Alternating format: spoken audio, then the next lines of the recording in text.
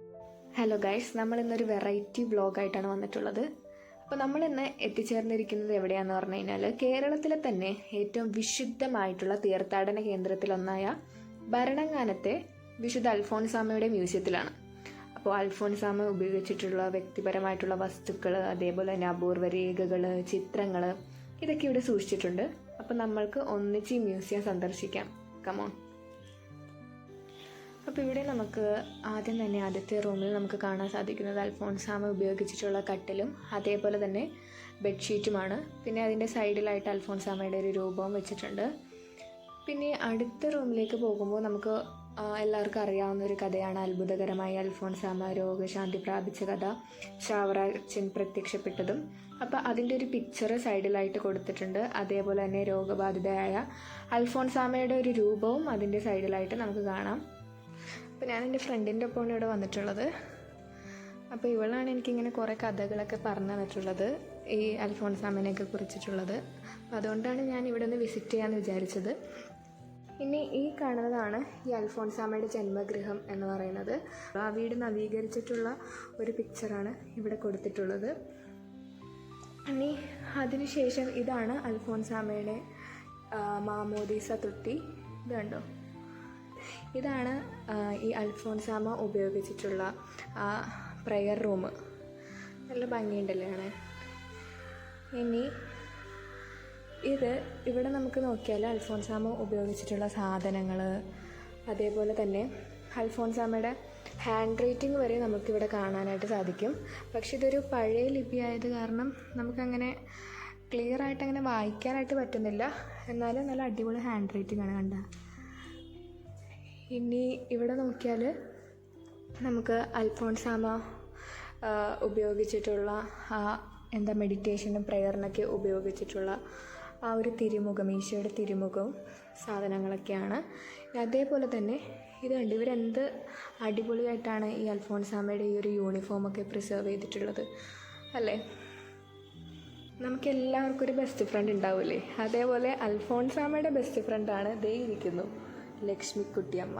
ടണ്ടടൈ. ഇത് കണ്ട, ഇപ്പം മാത്രമല്ല അപ്പോഴും പെണ്ണുങ്ങൾ സേഫ് അല്ല കേട്ടോ. അൽഫോൺസാമേനെ ഉപദ്രവിക്കാൻ വന്ന യുവാവിനെ അൽഫോൺസാമ അടച്ചു കൂട്ടിയത് ഇവിടെ വെച്ചിട്ടാണ്. അപ്പോൾ ആ കാലത്തും സേഫ് അല്ല കേട്ടോ. ആ സീനാണ്. ഈ ഭരണങ്ങാനത്തെ സ്കൂൾ നിങ്ങൾക്ക് എല്ലാവർക്കും അറിയാവുന്നതായിരിക്കും. അതിൻ്റെ പണ്ടത്തെ ഒരു ലുക്കാണ് ഈ കാണുന്നത്. പണ്ട് നല്ല ഭംഗിയാണല്ലോ കാണാനായിട്ട്, ഒരു പാലസ് പോലെ തന്നെ ഉണ്ട്. ഇത് കണ്ട, ഇതാണ് 28 കൊല്ലം അൽഫോൺസാമയുടെ ഭൗതികാവശിഷ്ടങ്ങളൊക്കെ സൂക്ഷിച്ചിരുന്ന ആ ഒരു സ്റ്റീലിൻ്റെ പെട്ടിയാണ് ഈ കാണുന്നത്. ഇതൊക്കെ തലമുടി വരെ പ്രിസർവ് ചെയ്ത് വെച്ചിട്ടുണ്ട് കേട്ടോ ഇവിടെ. സീൻ തന്നെ.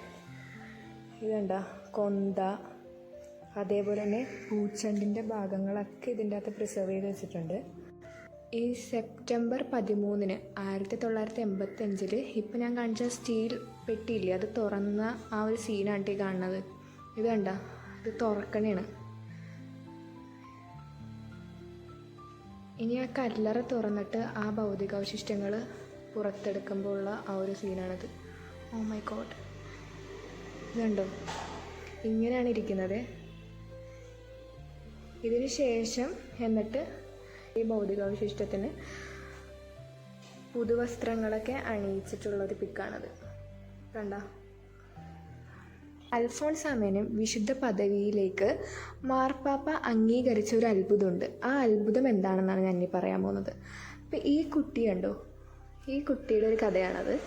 അതായത് ഈ കുഞ്ഞ് ജനിച്ചപ്പോൾ തന്നെ മുടന്ത് കാലായിട്ടാണ് ജനിച്ചത്.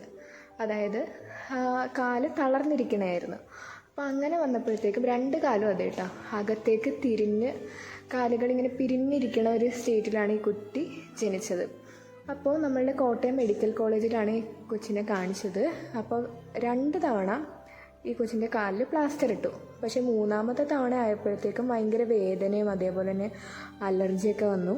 അപ്പോൾ ഡോക്ടർ പറഞ്ഞു, എന്നാൽ ഇനി പ്ലാസ്റ്റർ ഇടണ്ട, നമുക്ക് എന്ത് ചെയ്യാം, ശസ്ത്രക്രിയ ചെയ്യാമെന്ന് പറഞ്ഞു. അപ്പോൾ വീട്ടുകാർക്ക് അതിൻ്റെ താല്പര്യം ഉണ്ടായിരുന്നില്ല. കാരണം ഇത് കാണുമ്പോൾ തന്നെ ഒരു കുഞ്ഞു കൊച്ചായിരുന്നു. അപ്പോൾ ഈ കുഞ്ഞു കൊച്ച് അത്രയും വേദനയൊക്കെ സഹിച്ച്, അപ്പോൾ അതിന് ഗ്യാരൻറ്റിയും ഇല്ല. അതേപോലെ തന്നെ ഇത് ശസ്ത്രക്രിയ ചെയ്ത് കഴിഞ്ഞാൽ ഇത് ഫുള്ളി ഓക്കെ ആവും, 100% ഗ്യാരൻറ്റിയുമില്ല. അങ്ങനെ ഇവർ ശസ്ത്രക്രിയ വേണ്ടെന്ന് വെക്കണേണ്. അപ്പോൾ ഈ സമയത്ത് കുട്ടിയുടെ പിതാവായ ഷാജി ജോലിക്ക് വേണ്ടിയിട്ട് വയനാട്ടിലേക്ക് തിരിച്ചു പോയ സമയത്ത് ലിസി എന്ന് പറയുന്നത് ഈ കുട്ടിയുടെ അമ്മയാണ്. അങ്ങനെ ഈ അമ്മയുടെ തറവാടാണ് ഈ കാപ്പുന്തറ എന്ന് പറഞ്ഞ പ്ലേസ്. അങ്ങോട്ടേക്ക് ഇവരെന്ത് ചെയ്തു, താമസം മാറി. അപ്പോൾ അവിടുത്തെ ഇടവക വികാരിയായിരുന്ന ഫാദർ ജോസ് പറഞ്ഞു ഭരണങ്ങാനത്ത് അൽഫോൻസാമ്മയുടെ കബറിടത്തിൽ ചെന്നിട്ട് ഈ ജിനിലിനെ കിടത്തി പ്രാർത്ഥിക്കാൻ പറഞ്ഞു. അങ്ങനെ ഇവർ പ്രാർത്ഥിച്ചു. അങ്ങനെ പ്രാർത്ഥന കഴിഞ്ഞ് 4 മണിക്കൂറിന് ശേഷം ഇവർ കാപ്പുന്തലയിലെ വീട്ടിലെത്തി.